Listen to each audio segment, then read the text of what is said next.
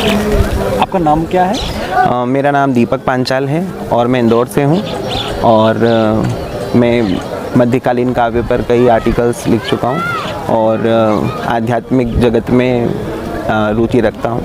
मध्यकालीन काव्य मतलब थोड़ा क्लियर करें। मध्यकालीन काव्य जब भक्ति काल की शुरुआत हुई और मूल रूप से उत्तर भारत में जो कवि रहे उन्होंने जो अपनी रचनाएं की और जो पद संकीर्तन किए उनको लेकर बात की गई है। और जो भक्तिकालीन कवि रहे उन्होंने जो शास्त्र और जो ग्रंथ लिखे हैं वो आज भी हमारे भक्ति को पुष्ट करते हैं और लोगों में आस्था को जगाने के लिए, उनका संबल बनने के लिए कार्य करते हैं। और इसी के अंतर्गत कई ऐसे महात्मा हुए, कई ऐसे कवि हुए जिन्होंने अपने पद और अपनी रचनाओं से अनेक लोगों को प्रेरित किया, जिससे वह भगवान को प्राप्त हुए। और गीत गोविंद की जो बात है उसमें मैं यही कहना चाहूँगा कि कवि स्वयं बोलते हैं कि मेरी भव बाधा हरो राधा नागरी सोई, तन की छाया पड़त शाम रंग दीती हुई। वो राधा की स्तुति करते हुए कहते हैं कि यदि आपका प्रकाश हम पे पड़ता है तो हमारे सारे ताप और हमारा जो संकर्षण है वो पूरा हरण हो जाएगा। और इसमें यही कहा जाएगा, जो आलोचक हैं, जो गीत गोविंद की आलोचना करते हैं, वो उनके लिए मैं यही कहना चाहूँगा कि जाकी रही भावना जैसी प्रभु मूरत तिन देखी वैसी। तो वो जो शास्त्र है वो निष्काम शुद्ध प्रेम का प्रतीक है और उसे जिस भावना से पढ़ा जाए, जिस भावना से उसका अध्ययन किया जाए या जिस भावना से उसका श्रवण किया जाए तो वह मनुष्य को शुद्ध निष्काम प्रेम का एक बहुत अच्छा उदाहरण देकर जाती है, बहुत अच्छा ज्ञान देकर जाती है। क्योंकि वर्तमान समय में हम देखते हैं कि ऐसी परिस्थितियां बनी हैं कि बड़ा ही विकट हमें दृश्य दिखाई देता है, जो प्रेम को जिस प्रकार से लोगों ने लिया है और उसमें अशुद्धता आई है। तो मुझे ऐसा लगता है कि वर्तमान समय में युवा पीढ़ी को और ज़्यादा आवश्यकता है कि वे इस प्रकार के ग्रंथों का अध्ययन करें और ये सीखें कि शुद्ध निष्काम प्रेम कैसे किया जाता है।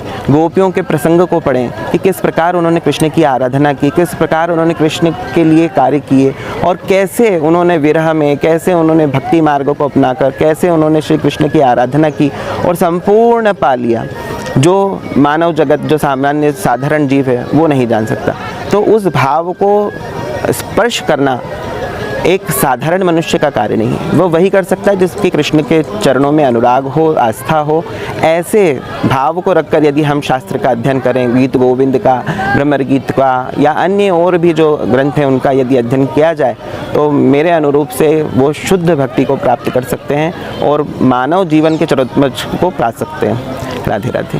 पर एक क्वेश्चन है, वहाँ पे जो सारे काव्यों में जो श्रृंगार रस का, जो मधुर रस का रग रग में श्लोक में जो श्रृंगार रस का वर्णन किया गया है, अंग सौष्ठव का वर्णन किया गया है, जो कामुक भाव का प्रकाश किया है, उसके बारे में आपका मतलब क्या? देखिए, भगवान श्री कृष्ण जो है वो प्रेम का सर्वोच्च प्रतीक है और भगवान श्री कृष्ण 16 कलाओं से युक्त और उन्होंने अवतार ही इस कारण से लिया कि वह इन सब जो प्रेम की जो पराकाष्ठा है उसे बता सके और गोपियों का और राधा रानी का जो कृष्ण के प्रति अनुराग है वह दर्शाते समय यदि कोई लेखक या कवि कुछ लिखता है तो वह रचना श्रृंगार प्रधान होना सामान्य है, उसमें कोई दो मत नहीं है। और यदि वह श्रृंगार प्रधान है तो वह श्रृंगार प्रधान क्यों है और उसमें किस रसों का वर्णन किया। 9 प्रकार के रस हैं, 10वां रस वात्सल्य रस जो कि सूरदास जी द्वारा प्रकट किया गया। तो यहाँ पर उन रसों को समझना ये हमारे लिए बड़ी बात है। तो जो श्रृंगार रस है उस श्रृंगार रस में यदि किसी पद में या फिर किसी भाव में अंग या प्रत्यंग या फिर हमारे जो हमारे शरीर के अंगों का यदि वर्णन कर रहे हैं तो वह दिव्य भाव से कर रहे हैं और उसे उस दृष्टि से ही देखना चाहिए। तो श्रृंगार रस जो है वो माधुर्य प्रधान और मतलब आपके मन में प्रेम को की जो भाव है उसको लेकर आएगा। जब तक आप रचना पढ़ेंगे श्रृंगार रस प्रधान है और उसमें आपको यदि समझ में आ रहा है कि हाँ ये मुझे कहीं ना कहीं प्रेम की ओर आगे उन्मुख कर रही है, तो उस भाव को समझना बहुत आवश्यक है। तो यदि उसमें वर्णन किया है अंगों का, भांगों का, सभी चीज़ों का, तो वो सिर्फ और सिर्फ ये बताने के लिए किया गया कि भगवान का सौंदर्य कैसा है, भगवान की लीलाओं का वर्णन कैसा है, और वो कैसे, जब तक आपको नहीं पता चलेगा, जैसे शास्त्रों में वर्णन है, मोर मुकुट नरपिंड करते और वैजंती चाल यमुना के नीरे तीरे धेनु चरावे मुरली बोले मीठी माँ, तो ये सारी चीज़ें जो हैं वो दर्शाती है भगवान के अंगों के बारे में, भगवान के स्वरूप के बारे में।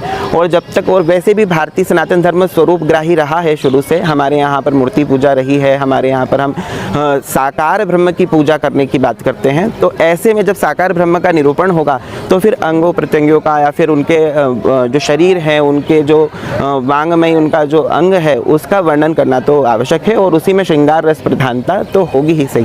तो श्रृंगार रस के बिना तो मुझे नहीं लगता कि कृष्ण के काव्य को, विशेष रूप से कृष्ण के काव्य को बिना श्रृंगार रस के तो नहीं देखा जा सकता है। तो यदि कोई व्यक्ति उसमें इस तरह का भाव रखता है तो वह अशुद्ध है, और मुझे ऐसा लगता है कि उन्हें अपनी दृष्टि सुधारनी चाहिए। इसको सुधारने के लिए, मतलब इसको भाव को आखिरी तक समझाने के लिए कवि ने लास्ट में बोला कि स्मरगरल खंडनंग मम शिरसि मंडनम दही पद पल्लव मुदरम। मतलब ये जो आगे बोला गया है, जो किया गया है, इसको पढ़ के, इसको इस भाव को अगर अंदर लिया, मन में ले लिया, बैठा लिया, तो इसको कैसे खंडन करोगे, तो वो भाव भी दे दिया है, इसका सुराग भी दे दिया है। जी जी जी बिल्कुल, जी बिल्कुल। वर्तमान में भी हम देखते हैं कि कई कथावाचक जो हैं वो भगवान श्री कृष्ण के, और वर्तमान में कुछ ऐसे टीवी सीरियल्स भी आए हैं जो करते हैं। तो मेरा उनके लिए यही कहना है कि वो भगवान के शुद्ध चरित्र का अध्ययन करें और करवावें, ताकि वे जो सामान्य जगत जीव हैं वो भगवान के उस स्वरूप का, उस गुण का, उस धर्म का दर्शन कर सकें जो सच में शास्त्रों में वर्णित है।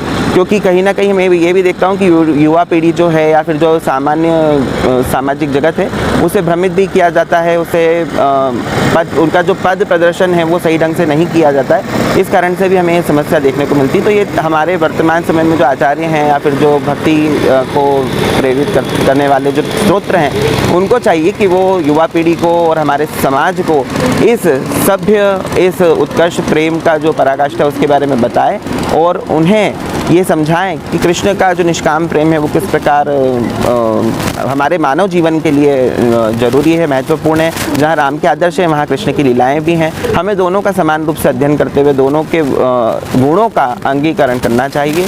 और भगवान के लिए तो यही कहूँगा कि भगवान तो हमेशा इस जीव के लिए ही प्रेरित, मतलब तत्पर रहते हैं कि वह मेरी शरण में आए और मैं उसका उद्धार करूं। तो हमें सारी बातें छोड़कर, जैसा कि गीता में भी कहा गया है, अर्जुन के नष्टो मोहा स्मृति लब्धा, कि सब कुछ छोड़ दीजिए, भगवान श्री कृष्ण की शरण में चले जाइए, वो आपका उद्धार करेगा, वो आपको मोक्ष प्रदान करेगा।